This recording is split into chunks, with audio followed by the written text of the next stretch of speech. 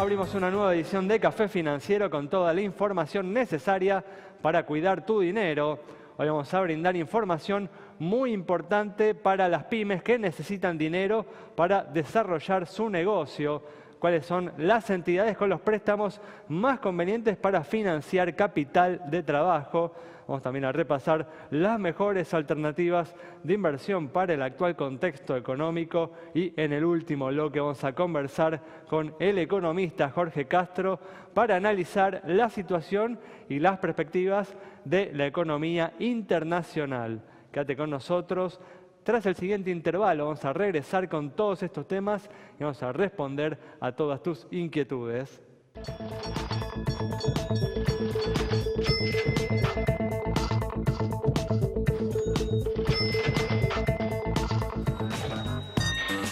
Bueno, ya estamos aquí con la presencia, como siempre, de Santiago Chelale, y también está con nosotros, al igual que el miércoles, Miguel Cielonca, para brindarles a todos aquellos que están evaluando qué hacer con sus ahorros algunas recomendaciones. Y también en instantes se va a sumar Agustina Martínez Bassi con toda la información de seguros. ¿Qué tal? ¿Cómo andan? Muy bien. Hola, gracias por estar aquí una vez más. Acompañarlos, gracias. Bueno, arrancamos rápidamente, tenemos mucha información. Vamos a comenzar hablando de una buena noticia que se conoció en estos últimos días relacionada con la marcha de la economía que vino desde el sector automotor, que registró en el mes de mayo un crecimiento del 13,8% en relación al mismo mes del año pasado, un dato que contrasta fuertemente con lo que venía sucediendo en esta primera parte del año, con una contracción del 4,6% en los primeros 5 meses para este sector. Teniendo en cuenta, Santi, este buen resultado y el peso que tiene el sector automotriz en la industria, podemos esperar tal vez para el mes de mayo que se corte esta racha negativa que viene mostrando la misma de 15 meses consecutivos de caída de la actividad. Sí, Ale, definitivamente el sector automotriz es un sector muy importante de la economía argentina porque arrastra a su vez otros sectores, metalmecánico, hay varios sectores que están vinculados y se van sumando así los famosos brotes verdes, todavía dispersos. La economía arrancó por el campo inmediatamente el año pasado con la baja de retenciones, fueron siguiendo algunos sectores puntuales, la construcción empezó a arrancar con los créditos hipotecarios y ahora se están sumando finalmente sectores de la industria que estaba tan rezagada. Tal es así, ahora si querés lo hablamos con Miguel, pero los cupones atados al PBI que estaban bastante quietos porque la Argentina no arrancaba, mostraron saltos importantes. Hay días que subieron más de 5 puntos justamente esta semana con motivo de que la economía de manera dispersa, de manera heterogénea, con diferencias entre sectores, pero finalmente comienza a arrancar. También hay que decirlo que sigue planchada, un crecimiento de 0,1% de la economía sigue siendo poco y también hay que decir que este 13,8% del sector automotriz es comparado con un mes muy bajo, que es un mes del año pasado que fue realmente muy pobre. Estas tasas de 2 dígitos de crecimiento, cuando la economía se empiece a normalizar, va a ser difícil que las veamos y vamos a entrar más en tasas de crecimiento más normales. Eso es lo que esperamos para que la economía termine de crecer en torno al 2 o 3% en el año que hoy en día es el consenso de mercado. Exactamente. Bueno, vamos a cambiar de tema y vamos a abrir ahora esta sección dedicada todos los viernes a brindarte recomendaciones de inversión. Y como siempre hacemos, Miguel, vamos a comenzar hablando con una recomendación para aquellos inversores más conservadores, más tradicionales. Bien, bueno Alejandro, si me pedís algo conservador, yo te voy a responder con algo ultra conservador. Esto que les voy a comentar a continuación aplica muy bien a quien tiene dólares y por el motivo que sea no se animó aún a desprenderse de esos dólares y pretende seguir en esa moneda. Y la recomendación... Algo que sucede mucho en nuestro país por la experiencia que hemos tenido, la experiencia histórica, el temor que se le tiene a la economía argentina, al peso, a la moneda argentina. Tenemos que quien aplica el refrán de que quien se quemó con leche cuando ve la vaca llora, y tenemos también gente que necesita justamente evitar un descalce de monedas, o sea, tiene que usar dólares y entonces no quiere vender los dólares para... A pesar, Miguel, de la paliza que le vienen dando las Levax al dólar, ¿no? Sí, es verdad, es verdad. Pero bueno, vamos entonces, enfoquémonos... Vos que te gustan las metáforas, ¿no? Sí, señor, sí, señor. Enfoquémonos entonces en este inversor A ver, ultraconservador, tiene dólares, los tiene en un banco a tasa de prácticamente cero. Lo que debería o que puede considerar es hacer una inversión en un fondo común de inversión de renta fija en dólares. ¿Qué es un fondo común de inversión? Es un instrumento de inversión colectiva. Entonces uno cuando hace una suscripción a ese fondo, de alguna manera pone su aporte a un patrimonio separado que es administrado por una sociedad gerente, que está supervisada por la Comisión Nacional de Valores y que tiene un reglamento.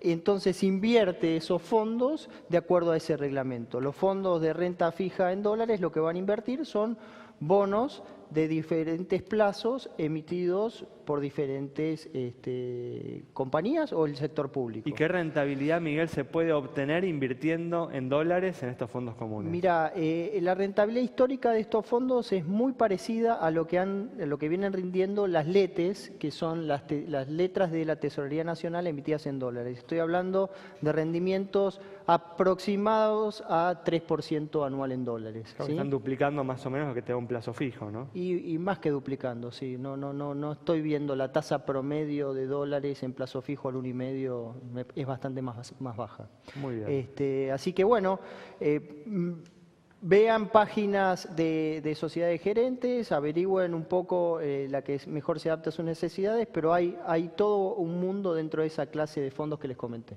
Muy bien, perfecto. Dejamos así atrás entonces la primera recomendación de esta edición de Café Financiero. Vamos a continuar ahora con información muy importante para las pymes que necesitan dinero para el desarrollo de su negocio, cuáles son las entidades con los préstamos más convenientes para financiar capital de trabajo. Y las tasas de interés en Argentina siguen altas, sigue siendo caro el crédito con esta política antiinflacionaria que está tomando el Banco Central. Por eso hay que prestar mucha atención a la hora de financiarse. Lo que vamos a ver son justamente cuál es la tasa que están cobrando los principales bancos por préstamos de capital de trabajo. Tasas que, como veremos, son mucho más convenientes que otras alternativas, como por ejemplo girar en descubierto. Fíjense, Banco Provincia, la más económica, 24%.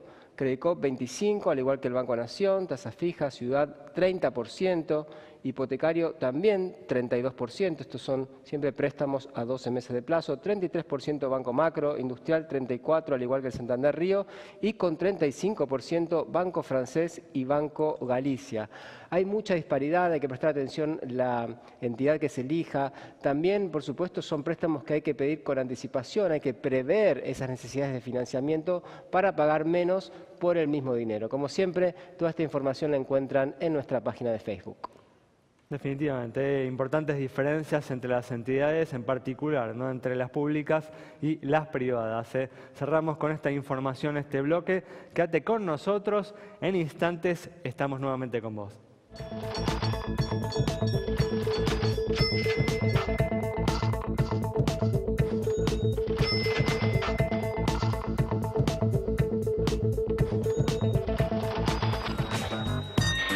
Estamos con Cristina Cortés en este espacio que siempre destinamos a responder a todas tus consultas. ¿Qué tal, Cristina? ¿Cómo andás? Hola, ¿qué tal? Con Cristina hoy vamos a responder consultas vinculadas con temas de la salud, pero antes vamos a contestar sobre la situación de una entidad financiera y con información muy útil para los clientes de una importante entidad pública.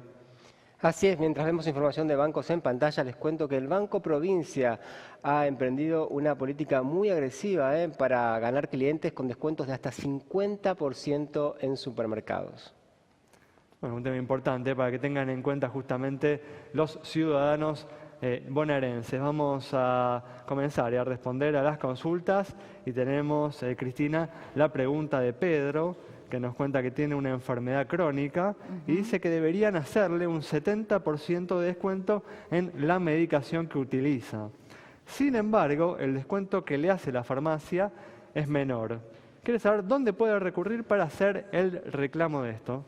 Bueno, siempre decimos que para reclamos pueden recurrir a la Superintendencia de Servicios de Salud si es que tiene una obra social de las sindicales o una empresa de medicina Pero la prepaga. responsabilidad de esto que sucede, ¿de quién es? ¿De la farmacia? ¿De la...? No, pero yo quiero hacer una pequeña aclaración porque es muy común este tipo de reclamos. Lo que pasa es que el 70 o el 40% de descuento, que es lo que normalmente se hace según la patología, no es sobre lo que uno paga del medicamento, y de ahí viene la confusión muchas veces, sino es sobre un valor de referencia que fija el Ministerio de Salud de la Nación, tomando en cuenta, ¿no es cierto?, que en el mercado de medicamentos hay muchos fármacos que tienen la misma forma farmacéutica, los mismos principios activos y distintos precios. O sea que por ahí efectivamente el descuento se lo están haciendo bien. Se lo hacen bien, pero si vos compras el medicamento más caro, probablemente entonces los números no te den, porque te vas a tener que hacer cargo del 30% en este caso, que lo tiene que pagar el de su bolsillo, más la diferencia entre el valor del medicamento más caro y ese valor de referencia que fijó el Así MINSA. que ahí tiene que seleccionar bien el medicamento que compra. Exacto, si compra un medicamento más barato de lo que es el valor de referencia, ahí sí le hacen el porcentaje sobre ese valor. Muy bien, bueno, nos queda un minuto para responderle a Esther, es jubilada y no quiere permanecer en el PAMI. Nos pregunta si puede cambiar de obra social y si es así, ¿cómo es el trámite? Sí, puede cambiar de obra social, lo que tiene que ir al ANSES a hacer el trámite y ahí verificar qué obras sociales, porque no todas aceptan jubilados y algunas aceptan solamente jubilados de la actividad, no que vengan de otras actividades. Así que se tiene que asesorar ahí y puede en el ANSES hacer el cambio. ¿Y tiene que hacer algún pago adicional para cambiar? No, absolutamente nada. La diferencia es con las personas que están en actividad que el trámite lo hacen en la obra social elegida. En cambio, cuando se trata de jubilados, el trámite se hace en el PAMI. Muy bien, ¿y la lista de las empresas que toman jubilados? La pueden ¿están en algún lugar? encontrar en la página www.sssalud.gov.ar o si no, asesorarse en el ANSES, que ellos también tienen el listado. Muy bien, Cristina, muchas gracias. No, Bueno, vamos a cerrar, como hacemos siempre, este bloque, respondiendo ahora sobre la situación de una compañía de seguros. Mientras vemos información de las compañías de seguro en pantalla, les cuento que Uber planea expandirse en nuestro país, más allá de las polémicas que generó y que sigue generando en distintas ciudades del mundo. En su paso por la Argentina, el director general de Uber, Rodrigo Arévalo, manifestó la intención de llevar este servicio a otras provincias del país, como son Córdoba, Mendoza, Salta y Tucumán, y también a una ciudad como Bariloche, pensando en la temporada de invierno. Recordemos que Uber actualmente solo opera en Buenos Aires, donde además lo hace de manera ilegal. Además, esta compañía está planeando traer otros servicios que ya están funcionando en el exterior, como lo son Uber Pool, que permite compartir un viaje entre distintos usuarios y entonces pagar mucho menos la tarifa, y Uber Eats, que es un delivery de comida a domicilio. La idea de esta compañía entonces es crecer en la Argentina. Recordemos que nació en el año 2009 en San Francisco, generó muchísimos conflictos y aún así está operando en más de 600 ciudades del mundo. Bueno, llevará su controversia a otras ciudades del país. Cerramos con esta información. Al regreso vamos a estar dialogando con el economista Jorge Castro.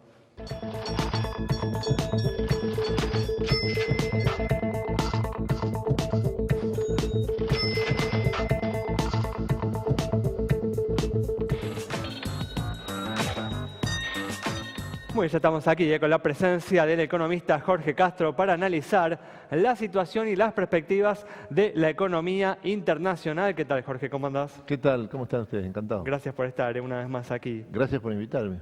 Bueno, continúa desarrollándose la crisis política en Brasil con la situación del presidente Michel Temer cada vez más comprometida.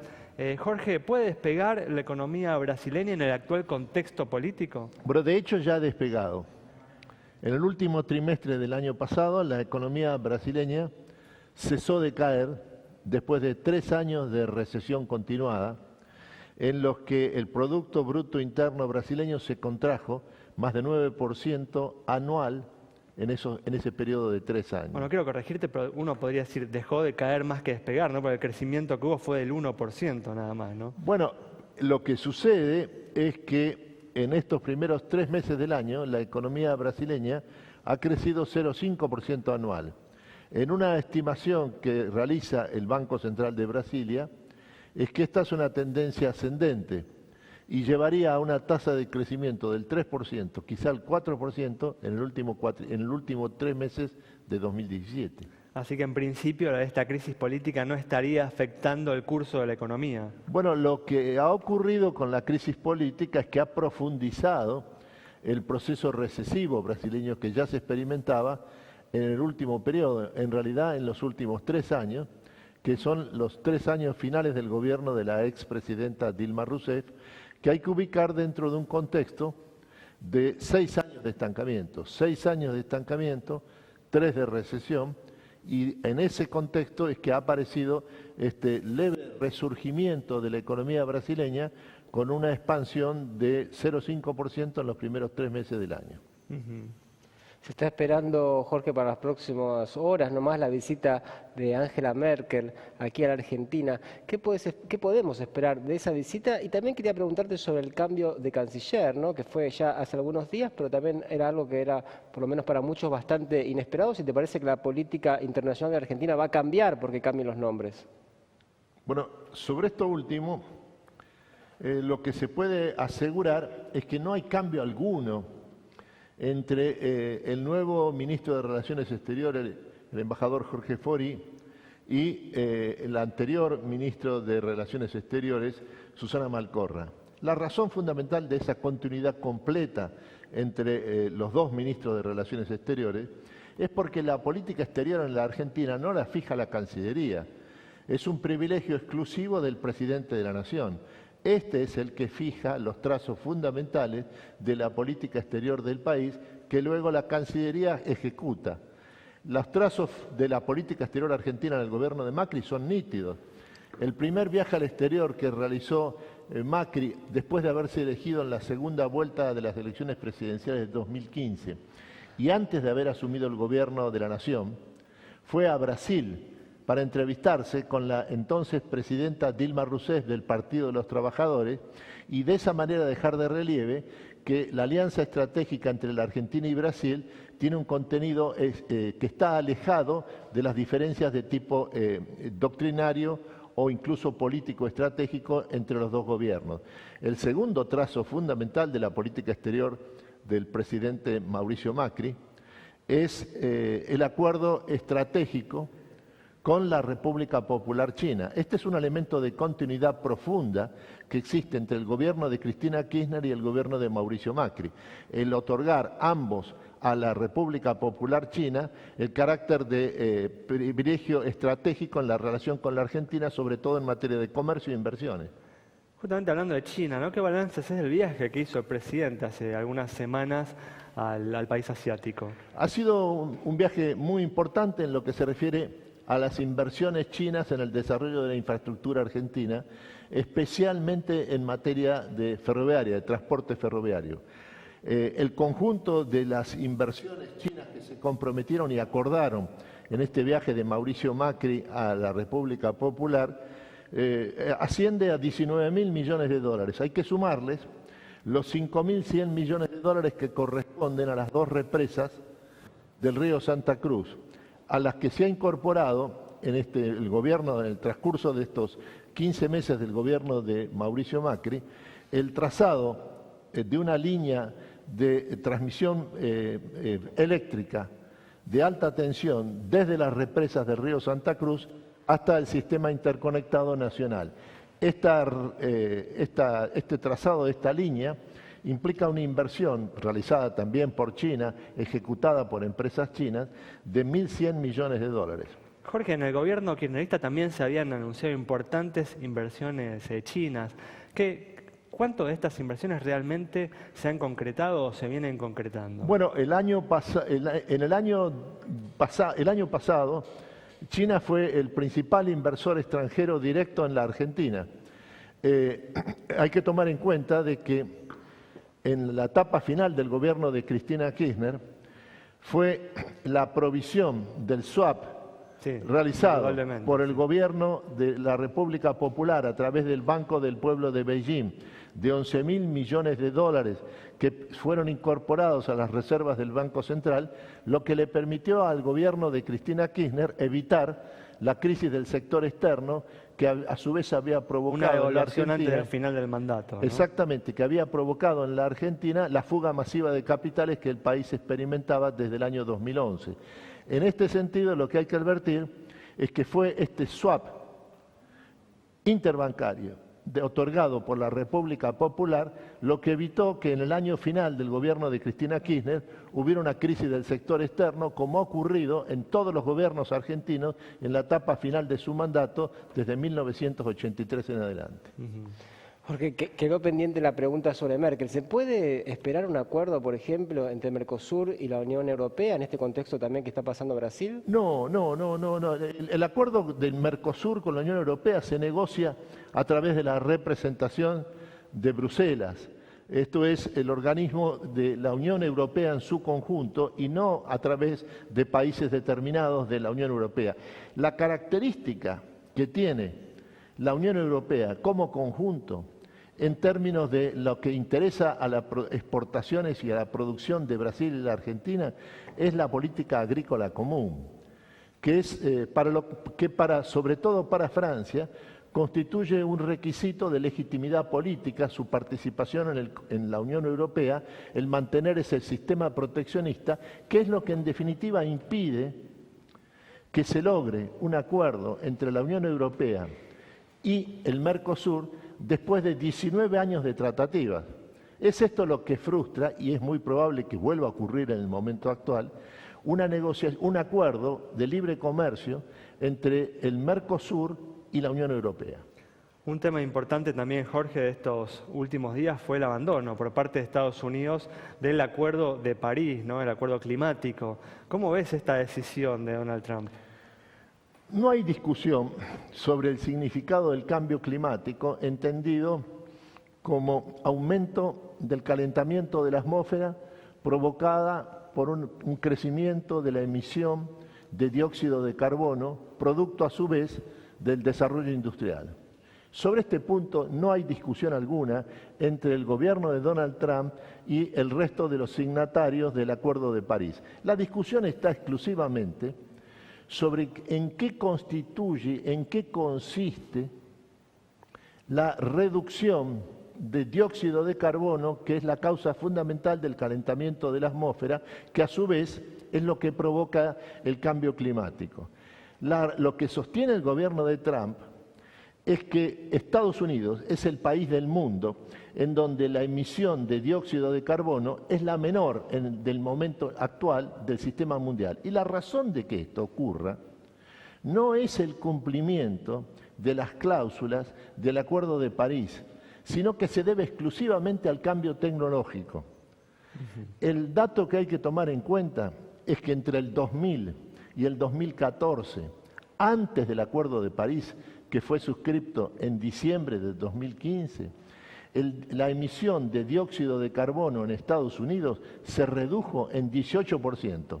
Fue la consecuencia directa del hecho de que apareció en Estados Unidos y comenzó a desplegarse la nueva revolución industrial, que aparece en Estados Unidos a partir aproximadamente del 2004. Y es esto lo que ha provocado esta disminución del dióxido de carbono y por lo tanto del calentamiento global. Lo que discute Estados Unidos es quién financia las medidas de regulación del Acuerdo de París y se niega a hacerlo, salvo que estén en igualdad de condiciones el resto de los participantes del acuerdo. Bueno, Jorge, lamentablemente nos quedamos sin tiempo, así que nos tenemos que ir. Muchas gracias por haber estado con nosotros. Por favor. Nos vamos entonces con las reflexiones del economista Jorge de Castro sobre lo que viene sucediendo en el mundo en materia económica. Nos reencontramos el próximo miércoles a las 20:30 aquí en Metro.